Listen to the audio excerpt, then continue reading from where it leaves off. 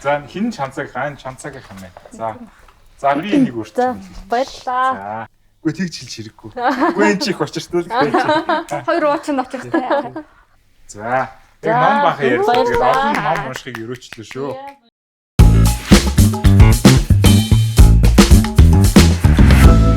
Тэмбэт хано. Шүдрийн кафегийн энэ удаагийн дугаар эхэлж байна. Тэгээд энэ удаа бид унших, бичих, дадлын талаар тэгээд унших, бичгийн гой сайхны тухай ярихаар өнөөдөр Unread Media-гийн хамтран үүсгэн байгуулагч тэгээд Aris Publishing-ийн эрхлэгч Ганзайг ирсэн байна. За баярлалаа. Нэвтрүүлэгтээ орж оролцуулж байгаа. Нэвтрүүлгийн ток шоу одоо подкаст гэхөө яриандаа оролцуулж байгаа баярлалаа. Тэгээд манай подкаст юм бол бас тийм олон нийтийнх бол биш шүү дээ. Тийм од болсон ч юм уу ийм одоо ашиг ойлгох зорилготой биш. Тэгээд зөвхөн одоо дотоод ажилтнуудтай зориулаад тийм одоо өөрсдийнхөө ийм гоё бүтээлч байдлыг хуваалцах одоо зорилготой подкаст. Тэгээд гисэн тэгээд урилгыг мань хүлээж аваад ирсэнд их баяртай байна. Баярлалаа. Мундаг байгууллага байна. Одоо дотооддоо дотоодынхаа хэрэгцээнд одоо ажилтнуудынхаа хэрэгцээнд хийж гин гэсэн үг шүү дээ Тэгэхэд ийм одоо хүчин чармаалт гаргаад ийм яриа подкаст хийгээ явж гин гэдэг бол бас мундаг байна. Баярлалаа. За тэгээд шууд эхлэхдээ бол нөгөө Unread Media-гийн одоо үссэн түүхээс эхлэх гэж бодож байна. Тэгээд ягаад тэгэхээр би анх 2016 онд сургуулаа төгсөөд тэгээд ажилд ороод нөгөө уурхай руу ээлжээр ажилладаг гэсэн юм байна. Тэгээд тэр үед чинь ингээд яг нэг тийм хөдөө байгаа болохоор ингээд байнгын л нэг гоё шиний уншмаар ингээд нэг хотод юмнаас хоцроод байгаа юм шиг мэдрэмж төрдөг. Тэрийг юу нөхдөг байсан бэ гэхээр тухайн үед яг Unread-ийн би хэрхэн ажиллах вэ? Тэгээд бас нөгөө нэг шинэ бизнесүүдийг ингээд нэг онцлог болон байдаг гэсэн чинь тэр хоёрыг бол би ингээд яг ингээд заавал уншдаг. Одоо тэгж бол анх Unread-тэй танилцчихсан. Тэгээд тухайн үед бол яг тэр чиглэлээр бол нэг тийм нээлттэй байгаагүй шүү дээ. Хасаагүй мэдээл. Тэгээд яагаад ийм руу одоо яваад орсон яагаад ийм бичдэг нийтлдэг бизнес рүү ч юм уу ийм ажил хийдэг болсон талаараа шууд хуваалцах. Би ер нь оюутан багтаа нэлээд гайгүй уншдаг дадалтай болоод тэгээд их сургуулаа төгсчөөд Бенджамин Франклин намтрыг одоо өөрийн бичсэн намтрыг анх орчуулж ирсэн. Их сургуулаа төгсчөөд ажилд орохгүйгээр нэлээд хэдэн сар сууж агаад тэгээ орчуулж ирсэн. Тэгж ер нь анх ингээд номын салбарт орсон. Тэгээд дараа нь хэсэг өөр нэг компанид ажиллаж агаад тэгээд 2-3 жилийн дараа эргээд одоо нэг орчуулмаар санагдаад тэгээ эрхийг авахын тулд анх энэ Aris гэдэг publishing-а үүсгэн байгуулсан. Тэгээ ер нь ингээд номын салбарт орсон гэж хэлж болно. Тэгээд яг хуу ингээд явж агаад бас тэр номоороо дамжуулаад нэг Forbes одоо сэтгүүл Монголд орж ирээд удааг байсан. Тэгээд тэрний яг Forbes-ийн редактораар ажиллаж исэн хүнтэй танилцаад манайхаас гаргасан номыг уншсан хүн одоо нөгөө Sheryl Sandberg-ийн Өөдөө тийм бол гэдэг номыг манайх гаргаж ирсэн. Тэгээд тэрийг уншсан их чаргал гэдэг хүн холбогдоод тэгээд танилцаад тэгээд тэрнээс дамжаад Forbes сэтгүүлд ажилд орж ирсэн. Ер нь л одоо тийм бичих одоо орчуулах тийм сонирхолтой л байсан юм шүү. Тэгээд тэнд ажилд ороод тэгээд тэнд ажиллаж явж байгаад ер нь Unread-ийнхаа хоёртой одоо өмнө нь бол мэддэг байсан. Тэгээд яг Forbes-ийн нэг төслийн үеэр бид гурав уулзаад тэгээд манай Зак Америкт магистр сурчаад дөнгөж ирээд дэжсэн. Уунда ч гэсэн ер нь магистр ер нь бас сурчаад ирсэн санаж байна. Тэгээ яг нэг тийм үе таарал гурлаа ярьж явж байгаа л аюу санаа нь нийлээл Тэгээд ер нь юу уншиж чинь яаж ийж гэл ингээл сонирхлуудаа ярьсан чинь ер нь аюу ойролцоо сонирхолтой хүмүүс болж таарад тэгэл мэдгүй ярьж явж байгаа л тэр нь Unread-ийн санаараа хөтлсөн юм шиг байна. Тэгээд нэг жилийн дараа ч байна уу хэдэн сарын дараа ч байна Unread мэдлж ийсэн. Ер нь бол үндсэн санаа нь болохоор одоо бид чинь тухайн үед нэлээд залуу байсан. Ер нь ингээд айгүй яа шинэлэг юм унших сонирхолтой тий. Одоо бизнесийн, өвний хөгжлийн гэдэг юм уу. Тэр чиглэлийн контентууд айгүй унших сонирхолтой боловч Монгол хэлээр одоо тиймэрхүү зүйлс байхгүй байгааг анзаарсан юм шиг байна. Тэгээд ер нь яагаад энэ дутагтаад байгаа юм аа хийж болохгүй гэдэг санаагаар л нэгдсэн байх л гэж боддоо шүү дээ. Хитэн он байсан бэ? Тэр чи одоо Андрид үүсгэн байгуулагдсан чи 2015. Тэгэл би жилийн дараа уншсан байх шүү дээ. Тийм тэгээд яг уу анх гарч ирэхдээ яа харахгүй тэр үед бол үнэхээр шинэлэг байсан. Тэр үед одоо ойролцоо тиймэрхүү контент хийдэг медианууд ч гэсэн ер нь байдгүй байсан баха. Залуу хүмүүс зориулсан. Би юм байна. Сая нөгөө Бенджамин Франклинийг орчуулж ирсэн гэдэгсэн шүү дээ. Оюутан байх төгсөөд Бенджамин Франклины тэр намтрыг яагаад ер нь бол уншаад тэгээд тэрнийхээ дараа ер нь энийг би ингээ орчуулъя гэдэг сэтэл ингээ яагаад төрж ирсэн юм бол тэр чинь нөгөө төгсөөд оюутан нэг гараанаас ингээ дөнгөж гараа явж ирсэн хүн шүү дээ. Тэгэхээр тийм би яг үүдэл санаагийн санаж би 20 дугаар курстэй би чинь Мөсийн олон улсын харилцааг төгссөн. Тэгээд 20 дугаар курстэй номын сургуулийнхаа номын санд яг ном уншаа суужсэн. Тэр нь одоо энэ нөгөө Эмос клубийнхний гаргасан нэг өөрийгөө хөгжүүлэх ном бидээ. Тий. Тэгээд тэр номон дээр тэр ном ер нь надад тухайд аюул таалагдчихсэн. Ер нь нэлээд нүд нээжсэн гэх юм уу. Тэгээд хүмүүс чи одоо ингэж ажилт юм байна, ийм өндөр хүмүүс байт юм байна, ингэж суралцдаг юм байна. Тэгээд илүү суралцах арга барилын талаар бичсэн ном шүү дээ тэр чинь. Тий. Залуу хүмүүс яаж өөрийгөө хөгжүүлэх юм гэдэг чиглэлээр бичсэн ном. Тэгээд тэрэн дээр яг энэ Франклины амьдралын тухай юм нэлээд хэдэн хуудас тийм үйл өгдөг байхгүй юу. Хэд хэдэн тийм алдартай одоо Японы болон Америкийн гэх мэт хэдэн алдартай хүний юм намтрыг нэлээд дэлгэрэнгүй бичсэн байдий. 5 6 хуудас ч үлээ. Тэгээд тэрнээс ерөөхдөө ийм хүн байд юм байна гэж ойлгож аваад. Тэгээд тэгж явж байгаа 3 дугаар курстэй нөгөө work and travel-ээр Америк яваад. Тэгээд нөгөө нэг ойролцоох номын дэлгүүрээс тэр номыг авч ирсэн. Яг очисон чи байхгүй тэр номын дэлгүүрт. Тэгэхээр нэм ном байгаа гэсэн чинь аваад ирээ гэж хэлж байна. Тэгээ анх тэгж авч уншаад тэгээ оюутан багтаал уншсан юм шиг байна. Тэгээд тухайн үед аюу таалагдаад ном нь ер нь Америкт нэлээд классик гэж тооцогддог юм л да ном л доо. Тэгээд тэгэл ер нь орчуулчмаар санагдсан юм шиг байна. Орчуулж бармаар санагдсан юм шиг байна. Яг өмнө нь нэг тийм туршлага байхгүй ч гэсэн ер нь нэлээд зориглож хийсэн ажил та тухайн үед. Тэгээд орчуулад тэгээд ааваар дамжуулаад би нөгөө аюур замгууд бас ингээд хэсгээс нь уншуулах тийм боломж гарч ирсэн.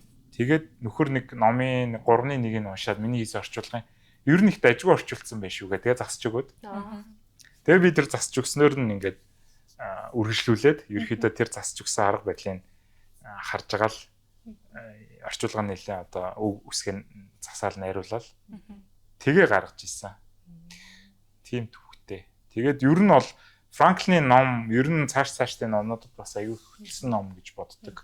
Ер нь намайг яг энэ төлөвшчихсэн нас тэр чи одоо яг дөнгөж их сургууль төгсөж явах үе гэдэг чинь. Яг оюун ухаан чи аюул тийм шин соргог байгаа шүү дээ тийм юмыг ингээд маш хүчтэй хүлээж авна. Тэгээд тийм үедээ яг энэ номтой таарад энэ номын дурдсан санаануудыг бас их би шингээж авсан гэж боддоо шүү дээ. Энэ хүн чи өөрөө хүн ингээд хүн яаж өөрийгөө хөгжүүлэх үү? Хөгжүүлэхдээ яаж ингэж юмыг уншиж те бичиж өөрийгөө ингэж хөгжүүлэх вэ гэдгийг гаргаж тавьсан бичсэн л хүн л те. Өөрөө ингээд нөгөө хэвлэгч байсан анх. Америкт анхны одоо ингээд ном хэвлэгчдийн нэг байсан те. Тэгээд ингээ анх ингээд сонин хийж ирсэн. Анхны сонингуудын нэг хийж ирсэн. Тэргүүрээ дамжуулаад ингээд яг тухайн үеийнхээ дөнгөж шин тутам бүрэлдэжсэн тэр Америкийн нийгмийнхээ одоо хүмүүст иргэдэд те их нөлөөлдөг байсан. Маш эргээр хүчтэйгээр нөлөөлдөг байсан. Бенджамин Франклины ч юу нь бол ажлын салбар болгондоо амжилт гаргасан хүн гэдэг шүү дээ тий. Тэгээд намайг анх бас ажилд ороход одоо манай экс босс маань яг энэ Бенджамин Франклины номын редактораар ажилласан юм бэлээ. Тэгээд тухайн үед надад хүчээсэн байхгүй юу? Тэгээд уншаагүй явж исэн. Тэгсэн чинь манай ажил дээр нэг шин залуу ажилд ороод тэгээд юм яриа сочсон чинь манай захиралч энэ редактораар ажилласан болохоор л баг би ажилд орсон юм аа тий. Тэгээд энэ ном таалагдчихээн те энэ ном дээр ажилласан гэдэг чинь ингээд одоо манай талын хөөн гэдэг шиг одоо тийм бодолтой байсан байхгүй юу. Тэгээд би тэндээс нь сонирхоод за уншаад үзье гэж уншсан чинь эн чинь нөгөө нэг яг өөрөө бичсэн өөрийнхөө тухай бичсэн, дурсамжаа бичсэн тийм намтраа бичсэн болохоор чи айгүй юм хөнгөн ингээл одоо шууд ордог гэх юм уу? Тийм айгүй гоё бичвэртэй ном санагдсан. Тэгээд дуусгачаад бас нөгөө хоо гэж бодож байгаа юм чинь тий. Амар таалагдсан. Тийм ингээд амар бүтээлч хүн тий. Тэгээд өөрийнхөө юу болох байгааг ч амар ичгүй бичдэг шүү дээ тий. Би ингээд яасан муухай ааштай байсан хүмүүстэй харилцахдаа ямар муухай төрөмгий одоо онцгүй байсан юм бэ ч гэдэг юм үү те ингээд өөрийнхөө яг ингээд муу чанаруудыг ч гэсэн бичээд тэгээд тэн дээрээ яаж ажилласнаа ч гэсэн ингээд бичээд те тэгээд өөрөө англитэй хүн бичиж яаж англи хэлээ сайжруулах уу те баялаг үгийн сантай болох уу гэдэг дээрээ хүртэл ингэж ажилласан ч гэдэг юм жишээнүүд байдаг. Тэр нь надад бас ингээд нэрээ би бас ингэж болох юм биш үү гэдэг саданд одоо сэтгэл айгүй хөгжсөн. Жишээлбэл тэр нөгөө нэг англи хэлнийхээ үгийн сан одоо баяжуулах ч юм уу те тийм одоо үгийн сангаа баяжуулж те баяжуулах талаар айгуу гоё жишээ байдаг шүү те. Тий. Та ярьж хөө. Тийм нөгөө найзтайгаа нийлээд нэг шүлэг бичдэг байсан байгаа. Хоёлаа ингээ яруу найрах дуртай. Тэгээд шүлэг бичгээр ингээ хүний үгийн баялаг нэмэгддэг гинэ. Яагаад тэгэхээр одоо ингээ нэг юм айзам химнэл байгаа штэ. Тэг ингээд толгой сүүл холбох хэвээр. Яг тэрэндээ баригдаад ингээд үгийн сан нэмэгддэг тухай бичсэн байдаг. Тэр мөр бол яг л одоо юм бичих унших сонирхолтой хүнд бол нөгөө дээр үеийн кинон дээр чинь нөгөө шүлэг хаялцсан нэг ял тий. Хоорондоо ингээд нэг юм шүлэг зохиогоо шууд мэтгэлцэж байгаа юм шиг нэг тэгдэвс тий. Тэгэж л ер нь одоо амар үгийн баялаг. За юуг нь харуулнаа камертаа номынхон cover-ыг тий. Одоо энэ ном маань ер нь дуусчаад хэвлж чадахгүй л яваад байна. Бас ер нь яадаг шүү. Яг энэ ном хүрсэн хүмүүс, сэтгэлд нь хүрсэн хүмүүсээс нэлээд таард байдаг те. Харин би энэ номыг хайсан ч байхгүйсэн байхгүй. Тэгээд цацаа хүн байгаад даа л тэгээдсэн. Тэгж жаад өөр Бенджамин Франклины номыг олж авсан л та. За. Бид нэр Анредийн түүхийн талаар ярьлаа те. Тэгээд анхны ном орчуулсан түүх сонслоо. Тэгээд бас нэг сонирхолтой нь Ганцоо маань ийм товчлууд гэдэг өөрийнхөө номыг гаргасан. Өнгөрсөн жилийн номын баяраар гаргасан баг тий. Тэгээд товчлуудыг нөгөө эхлэлийн үед энэ бас би нөгөө нэг ньюслетер авдаг гэсэн болохоор бас мэдж байгаа тий. Тэгээд үнэнч дагагчдынх нь нэг байсан. Тэгээд товчлуудын талаар бүгдээ ярьж эхлэв. Би ер нь нөгөө одоо дагдаг унших дуртай хүмүүсээ ялангуяа одоо нөгөө Америкийн тий барууны одоо блогрууд тий зохиол одоо авторууд тий бичдэг хүмүүсийг имэйлээр мэдээллийг аягүйх авдаг. Одоо тэр чинь блог дээрээ сайт дээр ингээл имэйлээр шинэ нийтлэл авна уу гэж оруулцдаг штэ тий. Тэгэж ер нь их авах дуртай одоо ч гэсэн авдаг. Айгүй олон хүний ер нь одоо ньюслетер захимшууд нь бүртгүүлсэн байдیں۔ Тэгж явж байгаад ер нь бол яг энэ одоо имэйлээр нийтлэлээ хүргэх энэ одоо юу хэлбэр бол айгу зөв гоё хэлбэр юм байна. Хүмүүс яг уншдаг юм байна тий. Яг ингээд нөгөө сошиал медиагаар дамжуулахгүй дундын зуурчлагчгүй явж гин гэсэн үг байхгүй юу? Тийм. Тэгэхээр айгу гоё хэлбэр юм байна гэж бодож жагаад тэгээд яг өөрөө ингээд бичих дуртай бичдэг тийм ажил хийдэг хүн чинь яг нэг тийм хувийн гэсэн өөрийн гэсэн нэг тийм юутай болъё. Сувгтай болъё гэж бодоод тэгээд хийж исэн. Тухайн үед бол би нэг Анредд ажиллаж исэн. Тэр маань ингээд яг медиа хэрэгсэл тийм үү? Медиа сувг. Миний ньюслетер бол одоо хувийн гэх юм уу? Хувийн орон зай. Тэгээ анх ингээд товшил гэдэг нэртэй гаргыг л одоо товшил гэхээр бас хүмүүс энэ юу ингэ асуудаг. Тий. Энэ болохоор хоёр үгийн нийлэмж товшил гэдэг бол товших буюу одоо компьютер дээр товшихыг хэлж байгаа. Нөгөөх нь товчлох буюу альва зүйлийг уншаад товчилж бичих. Тэгээ нийлүүлээд ингээд товшлол гэдэг. Тэр одоо өөрийнхөө нийтлэлийг товшлол гэж нэрсэн л гэсэн үг юм да. Тэгээд ерөөхдөө ингээд энэ тэндээс уншсан тий. Тэгээд уншаад ингээд санаа төрсэн зүйлээ одоо уншсан зүйлээ системчилж гэх юм уу? Тэрийгээ боловсруулж жижиг нийтлэл болгож бичдэг байсан. Бичдэг. Тэгэл ер нь тэрийгээ ингээд анх одоо эн чинь баг 5 жил болж байна уу? 2021 он манд гаргасан байна уу да. 20 онд ч байна уу. Тэгээд анх эхлэхдээ бол ингээд нөгөө ойрын найзууд тэгээ ажлынхандаа л явуулж байгаа. Та нар имэйлээ бүртгүүл гэж мундагдаал тий. Тэгэл ингээл ихэлсэн. Тэгэл явцын дунд ингээд сошиал медиа дээр шеэрлэл ингээд хүмүүс бас эмээлээ бүртгүүлэл нэмэгдээл. Тэгээд ер нь хүмүүс ч гайгүй уншаад тах шиг байна. Өөрөө ч гэсэн би бичих дуртай байсан. Тэгээ ер нь ингээд 4-5 жил заримдаа айгу тууштай бичин, заримдаа ингээ алдаг оног бичин, хаядан сараар хайчин те. Тэгж явж байгаа 100 гаруй нийтлэл бичсэн байлээ. Тэгээд тэдрийг нийлүүлээд гинэ тэдрээсээ шигшээд нэг 40 хэдийг нийлүүлээд яг өөрт таалагдсан болон ер нь хүн уншихад ч гэсэн хамгийн өгөөчтэй сайн гэснийг нь сонгоод өнгөрсөн намар тэгээд нийлүүлэг гаргасан. Тэгээд би энэ туршлуудаа номынхаа ингээд дид гарчиг сэтгэлгээд хэлэх бисрэг эсэнүүд гэж нэрлсэн. Тий, ерөнхийдөө яг юун дээр эднэр маань ингээд зангидж гин вэ гэхээр хүний одоо сэтгэлгээнд ямар нэгэн байдлаар одоо оч үсрэгэх те ямар нэгэн шин санаа өгөх тийм л зорилготой бичвэрүүд байгаад байгаа. Тэгэд яг хүнд ингээд одоо зааж зөвлөнөхөөс илүү би өөртөө сануулга маягаар бичдэг. Ерхийдөө чи ингэ хэрэгтэй шүү те. Ийм санаа байна. Тэгээд тэдрийгээ мартахгүй тулд их уншихаар зэрэг тэр чинь ингээд уншаад ахаар чи ингээд тэр чинь ингээд саваа халаал тийм ингээд дотор яахгүй штэ. Тогтохгүй штэ тий. Тэрийг ингэж тогтоож авч үлдэхийн тулд системчлэхийн тулд одоо боловсруулахын тулд гаргасан зүйл. Тэгээ өөртөө сануулга баягаар бичдэг гэж бас ойлгож байна. Сая ингэж боловсруулж ийн гэж тэгж байгаа штэ. Ер нь ингэж боловсруулж иж би өөртөө санах юм байна гэдэг юугаа яаж ойлгосон бэ гэх юм уу? Одоо дийлэн хүмүүсийг харахад бол номоо ингэж яг өөр шиг чинь юм тохимол болгож ингэж бичгүүгээр шууд ингээ номон дээр юм гол зүйлүүдээ ингээл зураач юм уу тэмдэглээл нэг юм наалтнаагаал тэ нөтөд нөрөд наахад явцдаг. Тэнгуутаа болохоор тэгж системтэйгээр энийг би санахын тулд энийг ингэж багцалж яг бичээд явж гинэ гэдэг тэгж штэ. Ер нь ингээд амар их номнууд уншижсэн.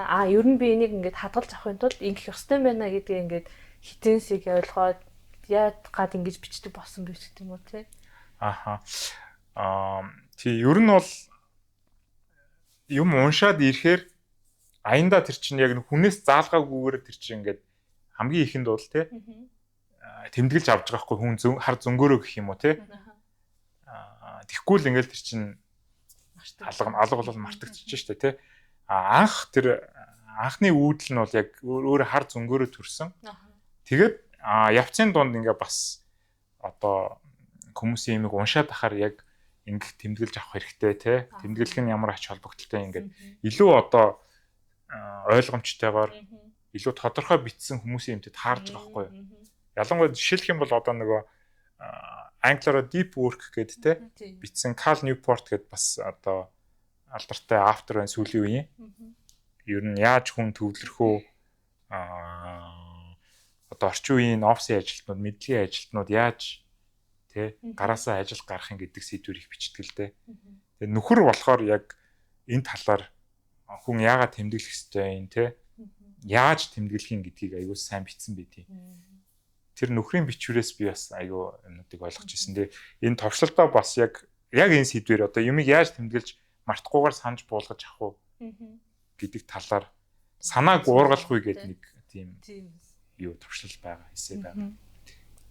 Ингээ харахад яг нөгөө нэг энэ санаагаа ч гэсэн өөрөө ер нь бол гадарлаж зөнгөөрөө мэдчихсэн ч гэсэн яг номн дээрээсээ бас буцаагаад яг инк нь илүү их зүв байсан юм байна гэдгийг бүр ингэж баталгаажуулж авсан биш. Ер нь амьдрал дээр айгүй олон зүйл яг тийм байдаг гэж боддог.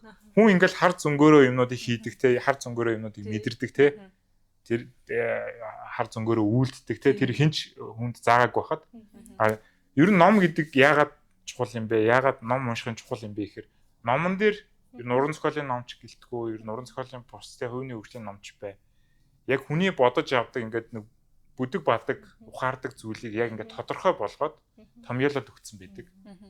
Тэр бол яг одоо ном уншихын хамгийн гол ач холбогдлуудын нэг гэж боддог. Тэгээд хүн яг тэрийг уншаад хүн өөртөө яг итгэл за би зөв юмыг мэдэрч ирсэн юм байна те. Нэрээ тийштэй гэдэг мэдрэмж авдаг те. Юунаас миний зөв байсан юм байна гэж баталгаажуулж. Эсвэл нөгөө юм амар олон шин санаа тэгээд ийм нэгтгэж чадахгүй ингээд бодлоод байдгийг нэг юм нэгтгээд хэлсэн те. яг энэ ч штэ гэж хэлмээр одоо үе байдаг штэ. Тийм мэдрэмж өгөх нь одоо авах нь ч юм хамгийн гоё байдаг. Сая ингээл Call Newport гэж жишээлбэл дурдж штэ. Би бол жишээлбэл одоо энэ хүнийг анх бас ингээл ганцаагийн бичвэрээс мэдэж авч байгаа байхгүй юу? Амар олон мэдэж авч байгаа ингээл энэ зохиолч ийм ном байд юм ба штэ гэл. Тэгээд тэгэл дараа нь ингээл үзээ яваад ангууд нөгөө хүн тэмдэглэлийн дэвтэр гаргацсан те. Яг тэр аргаа одоо яаж хэрэглэх үуч гэдэг юм ингээд одоо нөгөө нэг хүний санаанаас ингээл хөөж явж байгаа дахиад олон зүйл ингээл мэдэж авч байгаа байхгүй. Тэнгүүд та өөрөө яаж одоо тэр хүмүүсийг ч юм уу те олж те тэр зохиолчдыг нийтлэлтийг ер нь олж мэдэж автын яаж бас шигштэй те ер нь бол ингээл зөндөл ном байгаа штэ хаасаагүй те нөгөө номын сонголт гэдэг юу л тийм ороод. За би наадхан дээр чи бүр ингээд нэг стори яриа. Яг үүдэл түүхийн яриа. Анх би ер нь ингээд тухайн үед оюутан багтаа блог их уншдаг байсан. Тухайн үед чи одоо блог ер нь алдартай байсан ш. Сошиал медиа тийм амар гарч ирээгүй хүжээг байсан. Дөнгөж гарч ирж байсан. Тэгээд блогууд их хүчтэй байсан л да. Тэгээд Монгол блогуудаар их зочлох дуртай. Тэгээд айгүй мундаг хүмүүс хөтэлдэг байсан.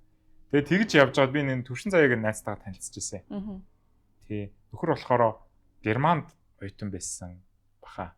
Тий. Тэгээд тэгж явж байгаад нөхөртэй ингээд чатлаад яахан байсан жир тий. Ингээд танилцмаар болж байгаа. Юмыг уншаад хар чи хүн ингээд тухайн хүнд танилцмаар болдог. Тэгээд ингээд анх холбогдоод бичиж байгаад тэгээд манай хүн нэг ингээд бас над руу линк минк те гоё нийтлүүдийн линк минк явуулсан байхгүй. Тэгээд тэр дунд одоо энэ манай хахаас гаргаж ирсэн энэ Бен Каснока гэж залуугийн блог тэ анх тэр төвшингээр танилцуулж дамжуулж би танилцж ирсэн. Тэгээд энэ нөхрийн блогт айгүй дуртай бичдэг зүйлс нь нөхөр болохоор ерөнхийдөө ингээл яг entrepreneurship одоо стартап гэж юу юм те. Тэр сэдвэр айгүй их бичдэг. Өөрөө бас айгүй уянлаг залуу айгүй уншдаг те. Уншсан номнуудаа ч их айгүй тоймлж бичнэ. Тэгж явж байгаад нөхөр яг энэ нөгөө LinkedIn-ийн үүсгэн байгуулагчтай хамтраад 2012 онд ном бичдэг байхгүй ном гаргаад. Тэгээд тэр нь болохоор Startup of You гэдэг нэртэй. Буюу монголоор одоо та өөрөө стартап гэдэг тийм орчуулж болохоор та өөрөө стартап компани гэдэг анх нэрээр орчуулж ирсэн. Сүүлд нь би зүгээр компани гэдгийг авцсан. Тэгээд ном нь амар таалагдаад тэгээд номыг нь анх ингэж орчуулж ирсэн. 2013 онд гарч ирсэн баха. Тэгээд эхний хэмжээлийн зурган дээр нь манай бас юм мэддэг хүмүүс нэлээд олон байдаг шүү дээ. Монгол компанийнхаа хүмүүсийн зургийг гаргаж ирсэн. Тэр бас өөрөө стартап компани байсан те яг тухайн үед тий яг үнэ. Тэгээд яг тэр стартапын залуучуудыг тавьсан. Эргээд одоо тэр хүмүүс чинь ингээ бас түүхээ ярихаар надад айгүй наалдаж ирдэг байхгүй юу? Тэгээд нөгөө жоохон урам зориг мэдэгддэг гэх юм уу те? Тэр ном орчуулснаа амар Монгол стартап компани хүмүүсийн зураг тавьж байгаа гот ингээ яг дараа нь ойлгож ямар хөөх юм бэ гэж бас бодож байлаа. Чи нөгөө түрүү хэлсэн шүү дээ. Ер нь ингээд юм хин нэгнийг уншихаар гэдэг юм уу? Хин нэгний бичвэрт нь дуртай болохоор ингээд хөөгөөд яваад идэх те. Тухайн хүнээс нэг санаа олоод тэгээд эсвэл нэг хүнтэй танилцаад гэдэг юм уу ингээд ер нь юм ингээд яг л тэгж л явд юм шиг санагддаг. Одоо тэгэл би түрүү хэлсэн шүү дээ. Нэг найзтайгаа танилцаад тэгээд тэр хүнтэй би ингээд яхаа мессенжерээр танилцаад тийм үү. Тэгээд явж ирсэн энэ гадаад блогерыг мэдэж аваа те. Тэгээд тэр хүнийхээ блогийг уншдаг байж байгаа ном гаргангуут нь номыг нь орчуулж байгаа байхгүй юу. Тэгэл яг эндээс эхлэл бүх юм хурж байгаа. Одоо тэгээд манай дараагийн ном болохоор энэ номтойгоо холбогдчихжээ. Одоо Sheryl Sandberg-ийн Өөдөө тэмүүлгэн ном те. Англиар бол Lean. Нөхрийг би яагаад тэр номыг анх ингээд дөнгөж гарахт нь мэдэж авсан бэ гэхээр энэ номон дээр яг Sheryl Sandberg жишээ болж гардаг байхгүй юу. Яг ажил карьераа амжилттай удирдах байгаа хүмүүсийн мундаг жишээ болго гардаг. Тэгээд би ийм хүн байд юм байна да гэдэгжсэн чинь нэх удахгүй Lean гэдэг ном бичээд тэгээд би тэр гарахаас нь өмнө мэдчихэж байгаа байхгүй юу. Номоор дамжуулаад тэгээ эрхийн аваад ингээд гаргасан чинь тэр ном бүүн болоод одоо олон улстай бүүн болсон. Монголд бас гаргаад манай ер нь хамгийн сайн зарагдсан манай одоо паблиш хэвлэлийн газрын хамгийн үлгээтэй ном байсан. Одоо хүртэл тий. Ер нь бол бүүн болсон л доо. Гэх мэтлэн манай номууд ингээд бас холбогдоо явчихдээ. Ер нь ингээд яг ингээд одоо яг энэ уншдаг бичдэг хүмүүсийн ертөнцид орохоор ингээд яг нэг нэгнээс салбарлаад нэг хүнээс дамжаад нөгөө хүнтэй танилцаад тэр хүний одоо ингээд нэг хоёр санаагийн айдиа тий айдиаг нь ингээд аюу шингээж авна штэ дуртай болоод амьдралдаа шингээж авна. Тэгээд тэр нь ингээд дахиад нэг өөр зүйл хөтлөөд ингээд Ингээ бүр ингээ салбарлаа явчих. Тэр нь бас гоё санагддаг. Хэзээч дуусахгүй. Тэр нь бол тий. Яг ингээл нэг ном мэдэж аваад одоо шохорхоод гэдэг шиг те нөгөөхөө явж идэл нэг хүн ингээ ярихаар тийштэй гэх те яриа үүсдэг. Тэгэл нөгөө хүнтэйгээ илүү танилцаал. Тэгээ явж идэл ахаад нэг хүнтэй танилцаа. Тэгээ явж идэл тэр нь угаасаа анхны орчуулсан ч юм уу хүнийх нь найз ч юм уу байдаг ч юм уу те ингээл танилцаал ингээ бүр яваад нэмжидэг те. Яг л нэг юм адилхан төрлөөр ингээ бас хоорондоо ингээ холбогдох те санаа бодол нийлсэн хүмүүстэй юм танилцах одоо гоё төлбөр гүүр байдаг юм болоод гэж одоо яг харагдаж байна. Нэг талаас нөгөө краш эднэр яриад байдаг шүү. Тэр чинь одоо яг оюуны ертөнцид яг тийм болж байгаа хгүй тий. Нэг хүнийг одоо нэг зохиолчийг нэг авторыг одоо ингээл крашлал тий. Тэгж явж байгаа л ахаа шинэ хүн гарч ирэхээр нөгөөхөө хайдаг ч юм уу тий. Эсвэл жоохон нөгөөт нь хоочрал тий. Нөгөө нэг шинэ олсон хүний чинь одоо бичээчи чинь айданууд нь илүү таалагддаг, илүү болсонгуу санагддаг ч юм уу тий. Гих мэтлэн ингээл гурвалжин дөрвч юм болоод янз янз юм болно л тоо. Янас одоо бол ариус бол нилээд номтой болсон байгаа ш тий. Тэгээд бас ингэж бодогдож байна. Одоо ингээд одоо publishing гэдэг ойлголт чинь сүүлийн үед л амар ойлгомжтой хүмүүст болж байгаагаас биш. Өмнө нь бол хүмүүс publishing хэвлэлийн компани, хэвлэлийн газар хоёроо ингээ хооронд ялгагдаггүй байсан ш тий. Тэгээд хогч эрэгч гэж байхгүй яг үнэндээ тийм ойлголт байхгүй. Тэгээд тэрнээс болоод ингээд янз бүрийн байдлаар ч юм уу одоо ашиг орлох зорилгоор ч юм уу номууд орчуулад сайн муу орчуулгууд гарч ирээл хүмүүс болохоор орчуулсан ном битгий уншижээ гэдэг юм уу янз бүрийн ингээд ойлголтууд гараад сүүлийн үед гэхдээ жоохон сайжраад байна уу та юу гэж бодож байна? Ер нь яг салбарт нь ажиллаж байгаа хүний хувьд ер нь ямар бодлоод орж ирж байна? Аха. Ер нь тий одоо publishing гэдгийг би нөгөө хэвлэлийн газар гэж монголоор нь их нэрлэдэггүй байсан. Publishing гэдгээр их явдаг байсан. Гэхдээ сүүлийн үед бас хэвлэлийн газар гэд монголоор нь бас ашиглаа явчихж байгаа. Яг хөө хэвлэлийн газар publishing болон яг ном хэвлэдэг printing house хоёр бол ялгаатай. Тэрэн дээр бол жоохон төрөлдөд байдаг тал би.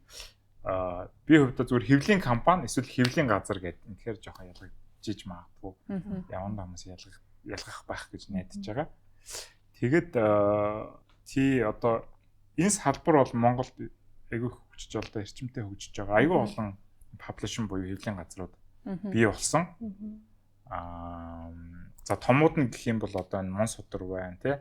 Nepco гэдэг бас ингээд бүр хөлөө олцсон салбарын томчууд байна.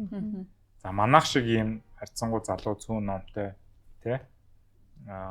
Ийм газар ч бас маш их олон байгаа. Ер нь бол их хэрчтэй хөгжиж байгаа. Номнууд ер нь гадаад гарч байгаа сонгодог зохиолууд. За уран зохиолын салбарт бол сонгодог зохиолууд бол аягүй сайн орчуулагдчихж байгаа. Манайд ер нь хэдэн жилийн дараа ер нь бүгдийг орчуулаад дуусчих байхаа гэж бодод байгаа. Тийм. Тэгээд арай баг гарч байгаа. Сүүлийн үед бол орчин үеийн бизнесийн номнууд одоо олон улсад гарч байгаа сайн номнууд бол бас бизнес одоо хувь хүний хөгжлийн номнууд бол нэлээд сайн орчуулагдаж байгаа. Яг орчин үеийн уран зохиол тий. Гадаад хит болж байгаа уран зохиолууд бол бас нэг хэсэг ерөөсө гардаггүй байсан. Сүүлийн үед бас мэрсэр хэвлэлийн газрууд гаргадаг болсон байна. Гэх мэтлэн ерөнхийдөө ингээд олон компанитай манайх ингэ харьцангуй жижиг зах зээлтэй цөөн амтай газар ч гэсэн салбарын хувьд одоо яг хувийн хвшил бизнесийн түвшинд бол аягүй сайн хөгжсөн гэж би боддог. Уралдаал ер нь гаргаж байгаа ингээд өрсөлдөл хоорондоо. Тэгээ заримдаа эн чинь ингээд нэг номыг 2-3 компани эрхийн авъя гэхээр чинь бүр үнэ хайлтсах руу ордог байхгүй юу? Тэгэхээр олоод уншиж чадчихвэл ер нь бол одоо хангалттай тийм номнууд бол хангалттай их гарч байгаа. Орчуулгын ном дээр л мэдээж хэрэг нэг орчуулгын чанарын асуудал зүй ёсоор тавигдана. Орчуулга дээр бол яг уу зарим хэвлэлийн газрууд бол чамбай хийж байгаа. Тий. Жохоо орчуулга тааруу газрууд ч бас байгаа олонний олонд тий. Тэгэхээр ер нь бол уншигч тэр дундаас өөрөө сонгож сурах хэрэгтэй тий. Сайн орчуулгыг таньж сурах хэрэгтэй. Зарим нэг муу орчуулгатай номнууд аваад хаширсан хүмүүс ч гэсэн байдаг. Бас тэрийг бол одоо буруут гаргахгүй. Гэхдээ бас ингээд орчуулгын ном бүтэхгүй юм байна гэдэг тэр чигт нь хаях бол би бас буруу гэж боддог. Ягаад гэвэл сайн номууд, сайн орчуулгын номууд зөндөл гарч байгаа. Ер нь их хэлээрээ хүн уншигч нь бүр ямар ч зүйлээс ямар ч хэлээр уншсан те ямар ч хэлийг эзэмсэн шал ондоо те шал өөр төвшөнд буудаг мэдээч хэрэг чадчих ах юм бол яг их хэлээрээ орчуулга нь үнэхээр сайн л ах юм бол их хэлээрээ уншвал хамгийн гоё. А тэгтээ орчуулна гэдэг чинь өөрөө ингээд шинэ нэр томьёо те орчуулгын ном орчуулахар чинь нэр томьёоны асуудал аюух гарч ирдэг. Үгүй үндэс эдрийн ялгаа тий. Тэр бол өөрөө бас том сорилттой тий. Тий. Тэгэхээр би юу гэж хэлэх гэж байна вэ гэхээр ер нь бол олон ном байгаа тий. Орчуулгын сайн номооч байгаа. Тэгэхээр хүн өөрөө сонгож сурах хэрэгтэй. Орчуулгын чанарыг таних л хэрэгтэй. Ер нь бол бас яг номын дэлгүүрт барьж аваад орчуулгын чанарыг таних юм бол бас тийм ч хэцүү биш. Хүн ингээд нэг 2 3 хуудас тогтоол уншихад ерөнхийдөө бас ингээд юм чинь мэдэгдэн штэ. Одоо түгдэрж гин үү те гацж гин үү эсвэл ингээд гоё урсж гин үү те. Нэг жижиг хүн бүлэг уншихад л хүн ингээд ерөнхийдөө номын одоо санааг ч гэсэн багцаалдан те энэ одоо энэ нэлээд унших цагаа зарцуулж уншихад те хэрэгтэй юм яриад байна уу үгүй байна уу нэгдүгээрт хоёрдугаарт нь болохоор яг гоё уншигдэж гин үү гэдгийг харж болно. За тэгээд ингээл нэлээд туршлагатай сайн уншигч бол ерөөхдөө хэвлийн газруудаа эндээ таниад ирнэ те. За эднийх нэг юм ном гаргадаг. Эдний орчуулга бол нэг хаалтахгүй дээ гэдэг ч юм те. Энэ орчуулагч бол редактор нь энэ хийн юм биш те. Нөхөр бол нэг муу юм хийхгүй дээ гэдэг ч юм те. Аянда тийм болоод ирнэ л те. Тэгэхээр бас уншигчийн өөрийнх нь хариуцлагын асуудал ч гэсэн байгаа. Тийм тий. Ялчгүй түрүүний хэлдгэртэй уран зохиолын ном сайн хөгжсөн гэдэг шиг ялчгүй уран зохиолын ном уншихаа нэг юм урсаал амар хурдан дуусчдаг бол яг сүүлийн үеийн нөгөө бизнес, хувийн хөгжлийн ном эднийг уншихад жоохон хэцүү байдаг. Яг тэр нөгөө орчуулга нь нэг үг ингээд 2-3 хувирсан ингээд ном болгон дээр өөр хувирсан байдаг болохоор яг ялангуяар нь хүн ингэж ойлгож авах хэрэгтэй вэ гэдэг дээр айгүй их эргэлзээд тэрэн дээрээс айгүй их шантраад номоо дундаас нь хайдаг ч юм уу нэг тиймэрхүү кейсүүд бол ялчгүй бидний тохиолдол гэдэг л та тий. Орчуулна яг уу орчуулга гэдэг дээр нэг зүйл хэлэхэд хүмүүс бас нөгөө яг тухайн гадаад хэлийг нь эзэмсчихсэн бол ер нь орчуулж чадна гэж бас бодоод идэг. Орчуулга дээр бол нөгөө гадаад хэлээ бас эзэмссэн байх нь чухал. Тэрүүгээр тухайн хэлээ сайн ойлгох нь чухал. Тэгээд магадгүй хамгийн чухал нь одоо яг монголоор тэрийг болгох. Тий үнэн зөв бөгөөд тий одоо уншихад ойлгомжтой зөв хэл найруулгатай буулгаж чадж гэнэ үү гэдэг бол айгүй чухал асуудал байдаг л та. Тэгвэл англи хэл дээр ер нь та хэр ном уншиж байна? Ер нь одоо ингээд шинээр ажиллаж байгаа ч юм уу те эсвэл яг орчуулагдаагүй байгаа одоо санал болгох бас нэг ингээд 1 2 гоё өөрийн таалагддаг зохиолч ч юм уу номын талаар хэлвэл зарлавал краш одоо зарлаа. Англи хэлээр унших гэдэг бол миний хувьд маш чухал зүйл. Ер нь миний одоо хийж байгаа бүх ажил хөтөлсөн юм зүйл хэвгүй. Анх нөгөө ахлах сургууль байхдаа би нөгөө 11 дэх сургууль явж исэн. Тэгээд яг англи хэлний сургуульд манай сургууль чинь тоо физикээр мэргэсэн боловч англи хэл нь бол яг тийм мэргэсэн биш. Яг ердийн л сургуультай адилхан тийм. Тэгээд англи хэлний төлбөртэй курст яваад тэгээ 1-2 жил яваад ахлах сургуультай. Тэгээд англиар нэлээд гайгүй дүртэй болсон байхгүй юу? Тэгээд дүртэй болцоод тэгээд ингээ яан монгол хэлээр мэдхгүй жоохон унших дадал суусан байсан юм уу? Тэр нь ингээд англи хэл рүүгээ магадгүй халдварсан бахал та. Тэгээ ингээд англиар жоохон уншдаг болоод ингээд англиар уншдаг болоод ирэхээр ингээд ертөнц ингээд тэр чигээрээ томоор нэгдэж байгаа байхгүй юу? Ерхэд англи хэл дээр одоо бүх төрлийн ном гарч байна тийм. Бүхэл ном байгаа. ертөнцийн бүх ном баг англи хэл дээр байгаа. Бусад гадаад хэлээр бичигдсэн одоо япон хэлээр ч юм уу герман хэлээр бичигдсэн шилдэг номнууд тэгээд удахгүй англи руу орчуулагдчихдаг тийм. Тэгээд ингээд англиар уншдаг болоод ихэлсэн чинь ерөөхдөө унших одоо юмны хэмжээ асар их болоод бүр ингээд далаа шиг их болчихж байгаа шүү дээ. Далаад яваад орчиж байгаа байхгүй юу? Тэгэд ирэхэр чинь эн чи юм байд юм уу? Энд ч нэг юм блог байна тийм мундаг одоо гадны блогуудыг уншиж явах шиг тийм. Тэгжээс нэг юм гоё ном бариад авчих англи дээр. Тэрийгээ ингээд сайн ойлгодог болоод ирчихэр чинь ингээ харах үнцэг шал өөр болоод ирчих байхгүй юу? Ерөөсөө ингээд монгол хэлний одоо юу юм Монгол хэл дээр байгаа контент одоо сурвалжаар хязгаарлагдахгүйгээр орон зай асар томор тэлчихэж байгаа. Тэгэл ингээд англи номнууд унших дуртай болол Amazon-оос захиж авал тий. Түрүүс нөгөө гатгшаа явахтаа тэр номын сангаас нь авал. Тэгэл тэгж явж байгаа л ерөнхийдөө англиар ингээд уншаад ахаар ингээд манад ямар номнууд уншигдахгүй байна тий. Одоо манай одоо энэ блогийн орчинд ч гэдэг юм уу, манай энэ сошиал медиа орчинд юу одоо яригдахгүй байна. Одоо тэр юу гэдгийг одоо баруунд яригдаад байгаа, Америкт яригдаад байгаа. Юу илүү их тийм одоо бичээч тентхийн бичдэг уншдаг хүмүүс, сэтгүүлч хүмүүс те юу бичээд байна гэдэг дээр ингээ асар том зөрүү гарч байгаа юм. Тэр зөрүүг ингээ хүн ингээ харж эхлэн те. Би ялангуяа ингээ нөгөө одоо тэр хүмүүсийг айгүй даах дуртай Twitter дээр ялангуяа. Тэгэл ингээл блогоор нь ингээл дамжаад Twitter-ээр нь дамжаад блогийг уншаал. Ингээс салбарлаад явах айгүй дуртай байхгүй цаашаа судлаад. Тэгээд ирэхээр ингээд бүр ингээ ялгаа нь эрсдэс мэдэгддэг. Тэгээд ирэхээр хүн чинь ингээ яг ном орчуулъя гэж бодно те. Тэр уншсан номоо яг ингээд Монгол дээр хүмүүс уншвал айгүй гоё юм байна гэж бодно.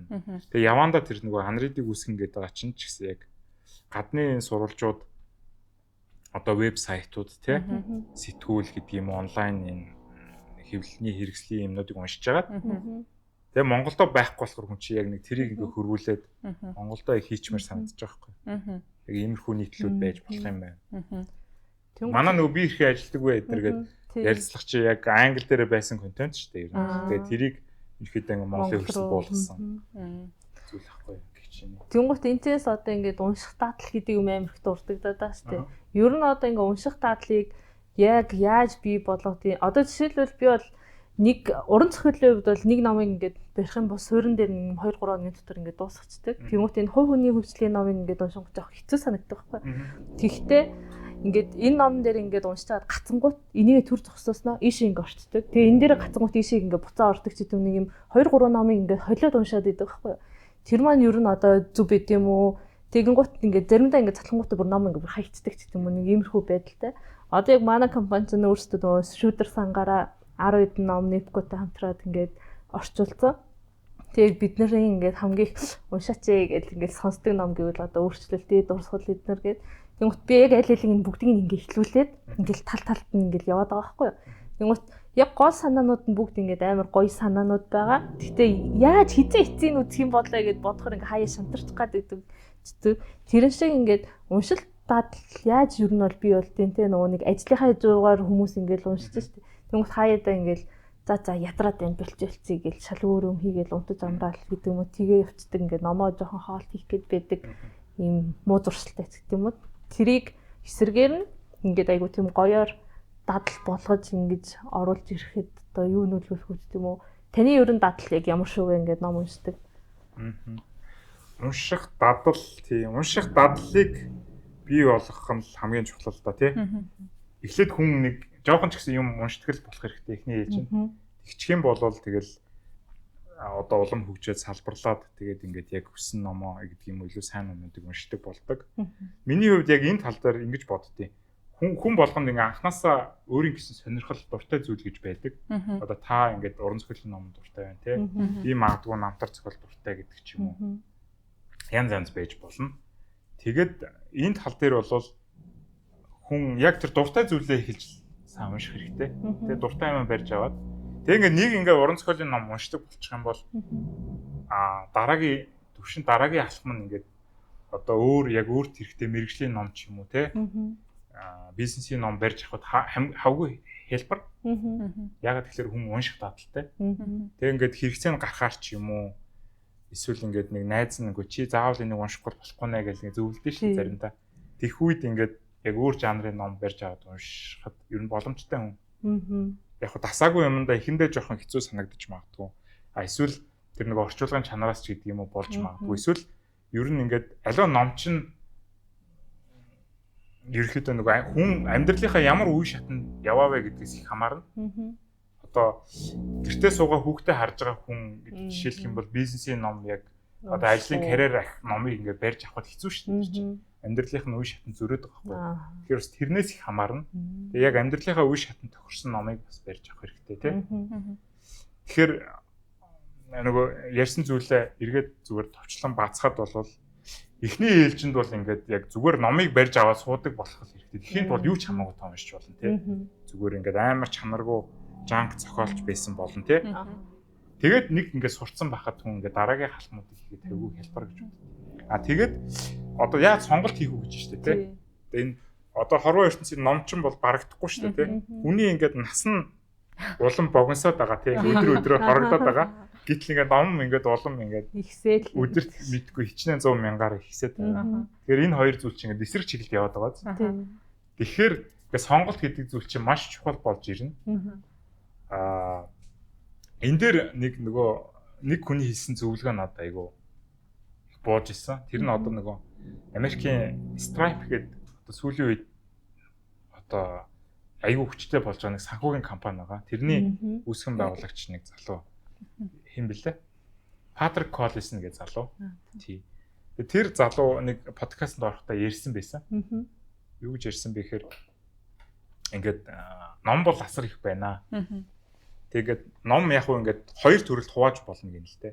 Нэг нь болохоор одоо уншихад маш хэрэгтэй, заавал унших хэрэгтэй ингээд чамд хэрэгтэй мэдлэг одоо ур чадварыг өгөх нэг ном тий.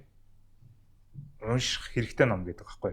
Хоёрт нь болохоор ингээд уншихад таашаалтай ном. Enjoyable гэдэг байхгүй юу? Одоо магадгүй ингээд яг урсаад явдаг тийм ингээд автуулдаг уран зохиолын ном ч юм уу байж болно. Юм хоёр төрлийн ном байгаа гэж байна. Тэгээд нөхрийн зөвлөгөө болохоор нэгэнт ингээд таны цаг маш хязгаарлагдмал учраас та юу унших юм бэ? Энэ хоёрыг яг давхцуулсан номыг уншиж байгаа гэдэг байхгүй. Яагаад тэгэхээр өөрт чинь ингээд зайлшгүй хэрэгтэй, заашгүй унших шаардлагатай тэр word reading гэдэг байгаа байхгүй. Word reading тийм ном угаасаа асар их байгаа. Хичнээн мянга байгаа. Тэгээд тэр номыгоо тэр дундаас чинь за тийм мянган ном байгаа гэж бодъё заяа. Тэр дундаас чинь ингээд зарим нь ингээд уншихад хэцүү те ингээд явж өгөхгүй байгаа номнууд магадгүй 900 950 байгаа. Тэгтэл ардталт нь 50 100 гэдэг ном чинь аюу их штэ те. Тийм ном нь аюу хэрэгтэй хэрнээсээ бас ингээд уншихад аюу хурдан явдаг ч гэдэг юм уу зугаатай ч гэдэг юм уу таашаалтай. Тийм номнууд байгаа байхгүй. Тэгэхээр энэ хоёрыг ингээд нэгтгэчихэлтэй. Тэгээд байхад л одоо энэ хоёр яг шинжийг агуулсан ном ч гэсэн таны хувьд хизээч уншиж барахгүй тийм номнууд байгаа гэж байна. Тэгээд нөхрийн нэг хэлсэн арга нь болохоор та тухайн төвшин ямарваа нэг цаг мөчид те одоо өөрт чинь хамгийн тохирсон өөрийн чинь хувьд хамгийн сайн номыг байнга уншиж явах хэрэгтэй гинэ. Одоо бүхний хувьд одоо те тохирсон ном биш. Яг өөрийн чинь хувьд хамгийн бест ном чи аль нь юм бэ? Тийм ном хэрвээ та таарах юм бол одоо уншиж байгаа ном хамаагүй зүгээр орхиж байгаа байхгүй. Тэр нас аягүй сонирхолтой зүйлээ. Тэгээ нөхрийн хувьд бол ерөөхдөө уншина гэдэг бол аягүй актив тийм идэвхтэй процесс байх хэвээр. Номыг хүндэлж хэрэггүй. Ингээд өөр ном таалагдах юм бол шууд одоо уншиж байгаа ном орхих те. Тэгээд ингээд номон дээр хамаагүй тэмдэглэл те. Гүйлгэж унш те. Номыг өснөрөө л эдэлж байгаа байхгүй. Хамаар байгаа юм аав гэж байгаа юм шүү дээ. Тэр нөгөө тухайн ном чи явж өгөхгүй зүгээр орхих гэдэг те. Сүүлийн үед тэр гэсэн миний хувьд айгүй над дээр бас таарад байгаа. Би ч гэсэн одоо тэгж хэрэгжүүлэх юм. Яагаад гэхээр тэргүүл уншиж барахгүй их ном байгаа шүү дээ. Тийм байхад чинь заавал ингээл нэг номон дээр гацаал тэгэл тэр номоо дуусахгүй байгаадаа шаналал дэмшээл те. Тэр бол жоохон утгагүй байхгүй.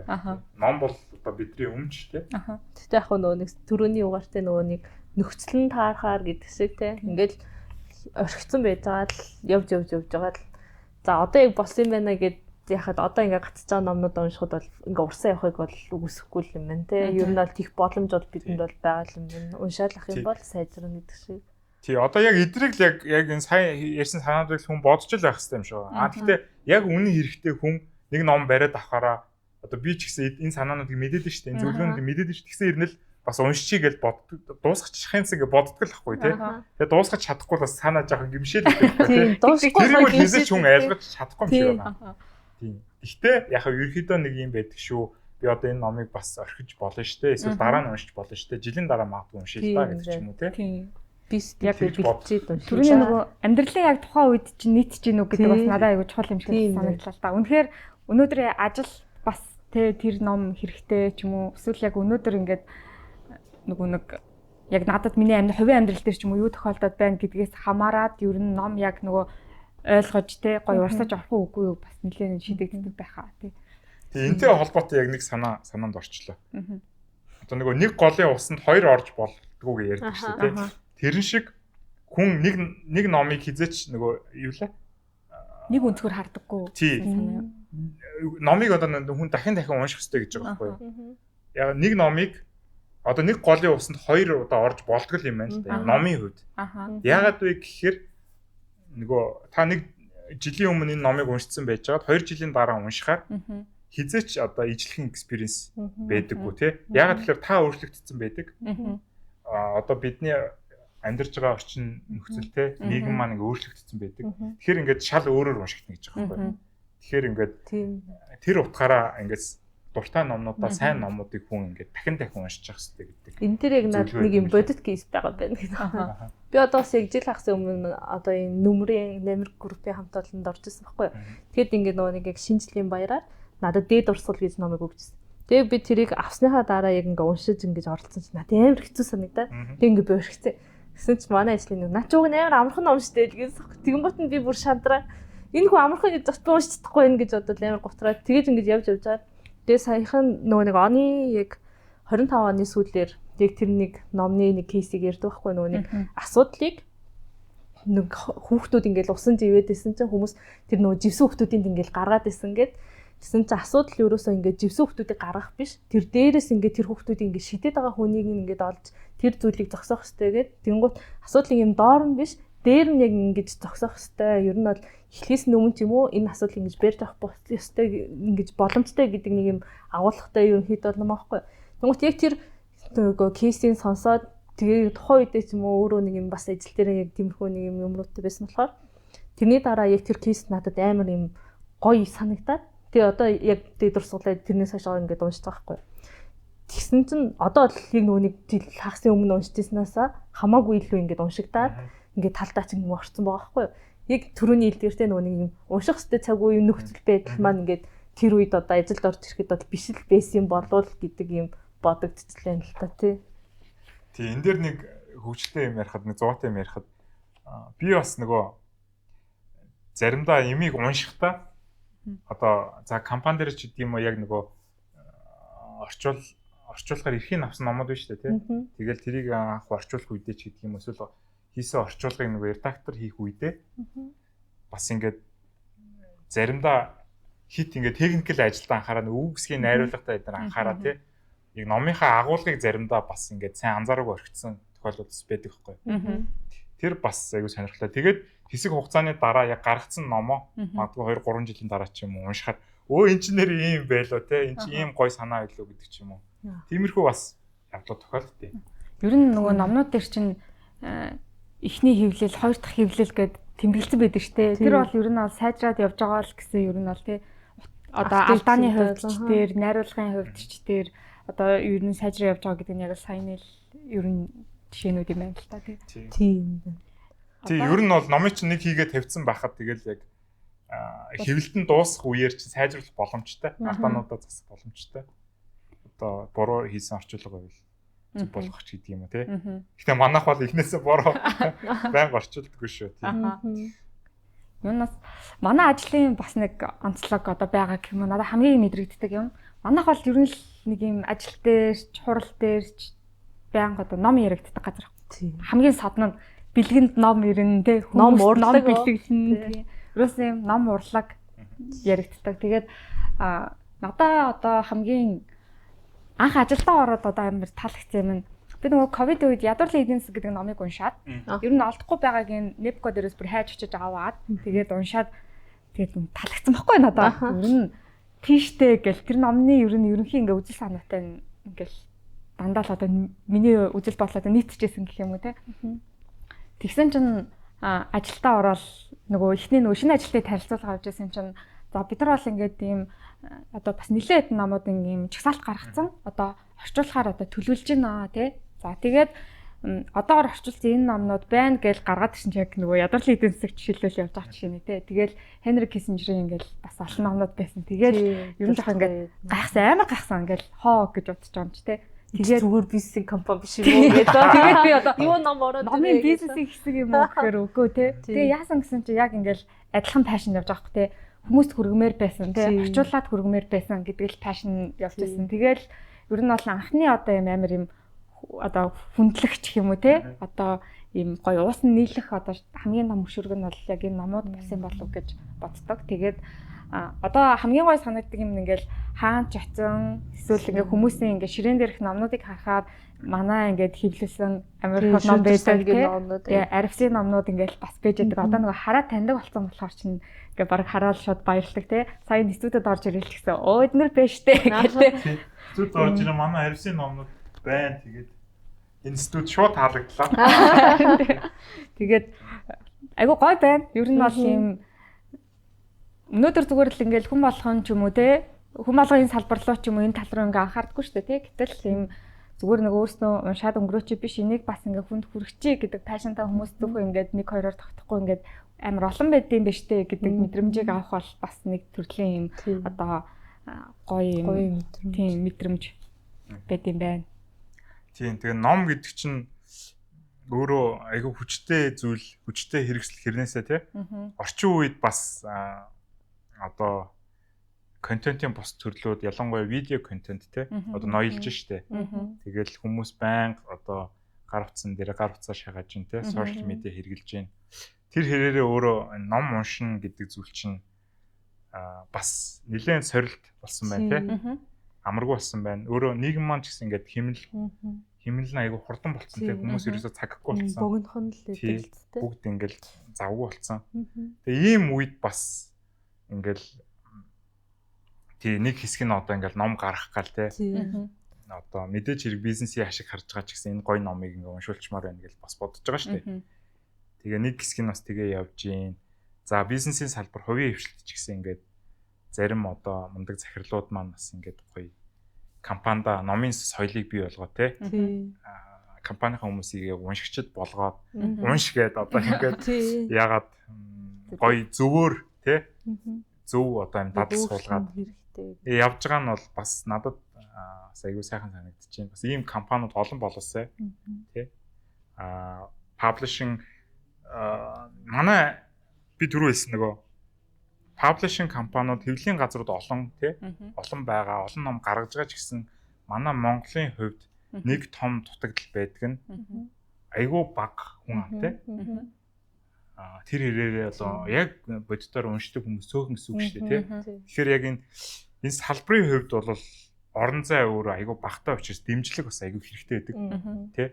Яг ингээл цэвэр номоо бүх зарлаараа гаргаал тэгэл тэрийг ингээл хүмүүс зараад тэгээд өөрийгөө ингээд санхүүжуулаа явна гэдэг бол бас маш хэцүү зүйл. Тийм. Бүр том компани биш бол. Тийм. Тэгэхээр яг ингээд ном хийж байгаа хүмүүсийг дэмжих нь бол бас айгүй чухал гэж боддог. Манай хувьд ч гэсэн одоо ингээд зарим номуудаа компаниуд хандаад те дэмжээчгээ явдаг. Улам одоо тэгж ажиллая гэж бодож байгаа. Тийм.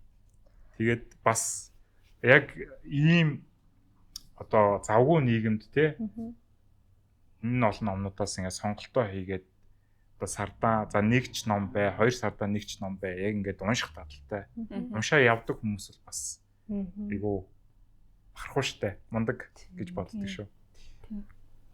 Ном өөрөө баялаг сэдв байна л та. Тий яачгүй ном уншаал нөгөө үгийн сан ихсдийн хэрээр те нөгөө бичвэр бичгээд хүртэл алдаагүй бичдэг болдог ч гэдэм үү янз бүрийн илүү их баялаг ярьдаг. Одоо сүүлийн үед нөгөө нэг AI ChatGPT эдгээр амар хөгжснөөс болоод яг маркетингийн салбарт дийлэнхтэй хуучин бол одоо description caption-уудаа бид нэг ингээл бүр тархиа гашлахаж ингэж бичдэг байсан бол одоо л ерөнхий агуулгын ингээл хүүхдүүд бол өгөөл ChatGPT-гэр ингээл гаргуулж аваал те тэгэнгუთ нь ChatGPT дунд нь бас ингээл үгсгээ алдаатай ч гэдэм үү ингээл орол ирж байгаа хэрэг. Тэгэл тэрийг нь уншингууд би бүр ингээл заримдаа гайхтал манай хүн яг энэ өгүүлбэр өөр уншсан болоо гэж одоо би өөрөө бас тийм амар нэг юм үгийн баялагийг өндөртэй ч гэдэм үү их ном уншдаг хүн биш ч гэсэн ингээд тодорхой хэмжээний бас хэдэн ном уншсан нь бол яг ингээд шууд ингээд тэр хүний үг орчхын алдаач тийм үү өгөл бүр зэн алдаа ингээд харахад ингээд нөлөөлж ийн гэж бол бодоод байгаа хгүй. Ер нь бол ном чинь ингээд амар шин зүйлүүдийг сэтгэд хүртэл тусалж ийн те үгийн баялаас гадна. Тэгээд ер нь бол өөрөө бас амар тийм том ийм далай гэдэг шиг те айгуу тийм баялаг сэтгэл болж ийн л та. Тийм. Энэ дээр нэг зүйл хэлэхэд одоо бид гурав чинь гуруула офис суудаг офисын ажилтнууд те. Яг ингээд мэдлэгтэй, мэдээлэлтэй ажилтдаг хүмүүс байхгүй. Ерөнхийдөө ингээд орчин үеийн нийгэм ингээд хөгжихийн хэрээр яг тийм одоо мэдлэгтэй, мэдээлэлтэй ажилтдаг хүмүүс л олон болж байгаа. Яг тэгэхээр нөгөө механик ажлуудыг болохоор технологи те.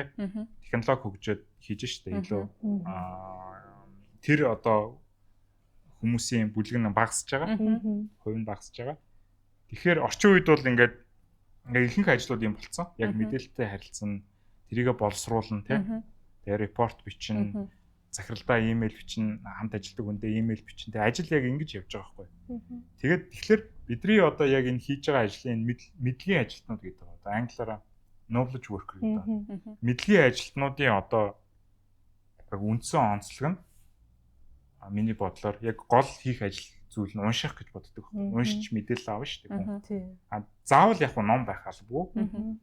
Одоо PDF-с ч юм уу ингээд нийтлэлч гэдэг юм уу репорт хүн уншаад ажиллаа хийж болно. Номыг яг унших вэ гэхээр уран зохиолын бус номын хувьд бол номыг нэг хүн ингээд хэдэн жил тэр одоо санаан дээр тэр сэдв дээр ингээд хэдэн жил ажиллаад хэдэн жил судлаад тэгээд асар их судалгаа хийгээд тэгээд ажил амьдралаа карьераа зориулсан хүмүүс голцоо бичдэг тий. Тэгэхээр айгүй чанартай тэр одоо 100 200 хуудас юмд те асар их мэдээлэл хэрэгтэй чухал мэдлэг явж идэг. Тийм учраас яг уу номыг унших юм ном үр дүнтэй байдгийн шалтгаан тэр. Тий. Тэгээд тэгж боддог. Тэгээд нөгөө ер нь энэ уншихтай холбоотой санаануудыг би бас энэ нөгөө туршлагуудаа нэгтгэхэд гаргасан байдیں۔ Уншина гэдэг үүрэг гэд бас нэг юм бисрэг эссе байдаг. Тэгээ энд нөгөө манай тэр түрүү ярьсан Төвшин гээд найз бас ярьцлага өгөхдөө хэлсэн байсан. Ер нь уншина гэдэг чинь бас үүрэг гэж байгаа байхгүй. Үүрэг гэдэг талаас нь харах юм бол бас их зөв юм шиг санагдав. Яагаад тэгэхээр бид нар ингээд нийгэмдээ үүрэг хүлээдэг аавын хувьд те, аав ээжийн хувьд тэгэл хамтран ажиллагчийн хувьд те. Ингээд дандаа л хоорондоо юм ярьж те, хилцүүлэг хийж явж байгаа шүү дээ. Тэгээд яг тэр үүрэг роль болгондоо хүн чинь тодорхой хэмжээний үүрэг хүлээж байгаа байхгүй юу. Тэгээд жоохон юм уншдаг те, энэ мэдлэгтэй ч гэдэг юм уу, энэ тэндээс шин санаа олдог, бусдын одоо хийсэн хэлсэн зөв зүйтэй юмнуудыг ингээд тархитгоод нэгтгэе явж явах юм бол тэр үүргээ илүү сайн биелүүлнэ гэсэн үг шүү дээ. Тэ нийгэмдээ одоо иргэний хувьд илүү зөв зүйтэй, арай илүү ухаалаг оролцсон те, хүүхдэд ч гэсэн арай илүү ухаалаг өсгөн. Тэгэхээр яг энэ үүрэг гэдэг санаа надад бас аюу таалаг зөв гэж боддог. Ер нь уншаад бичээд байх юм бол бодол бас цэгцрээд тий. Тэгээд илүү юм бүтээлч санаанууд бас юм бүтээлч байх тий. Ийм нөгөө төвлөрөх чадварч юм уу сайжирдаг ч юм уу тий. Яг нэг тийм одоо роботоос ялгарахгүй юм баг тийм бүтээлч байх, мэдрэмжтэй байх тий. Гол нь яг тэр болгоныг яг хүн уншиж тий. Тэрийг тэгээ зүгээр сонсоод өнгөрөх биш ингээ яг уншаад ингээ мэдрээд нэг гимшүүл гимшээд бас тий өөрөө яг тэгжээж ингээ тэр мэдрэмжийг олж авч байгаа юм шиг санагддаг.